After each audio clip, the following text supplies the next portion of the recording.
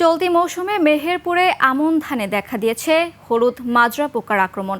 কীটনাশক ব্যবহার করেও পোকা নিয়ন্ত্রণে আনা যাচ্ছে না। এতে ফলন বিপর্যয়ের শঙ্কায় চাষিরা।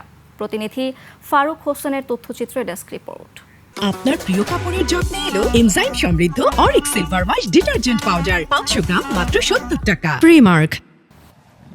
চলতি বছর ভারী বৃষ্টি আর অতিরিক্ত গরমে বিঘ্ন হচ্ছে সব ধরনের চাষাবাদ। এখন মাঠে আবাদ হচ্ছে আমন ধান। এর মধ্যেই আমন খেতে দেখা দিয়েছে হলুদ রঙের মাজরা পোকার ভয়াবহ আক্রমণ। কৃষকরা জানান, পোকার আক্রমণ ঠেকাতে কীটনাশক ব্যবহার করলেও মিলছে না সুফল।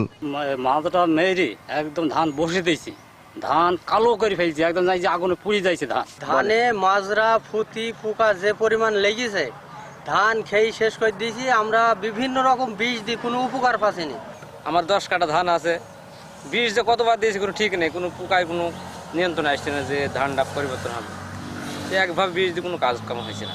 পোকার আক্রমণ কমাতে ওষুধ ও সঠিক মাত্রায় পানি ও কীটনাশক মিশ্রণ ব্যবহারের পরামর্শ কৃষি কর্মকর্তার। তো অতিরিক্ত গরম বা তাপদাহের কারণে এই পোকার আক্রমণ বেশি হয়েছে। 30 বা 32 লিটার পানি দিয়ে তারপর যন্ত্রে স্প্রে করে, সেক্ষেত্রে স্প্রে করাতে সঠিক নিয়ম সেটা আসলে মানা হয় না, যে কারণে স্প্রে করলেও রেজাল্ট ভালো পাওয়া যায় না। বিভিন্ন দানাদার ওষুধ জমিতে ছিটিয়ে দিতে পারেন বা তরল বা পাউডার স্প্রে করলে পারে পোকার আক্রমণ থেকে রক্ষা পাওয়া যায়।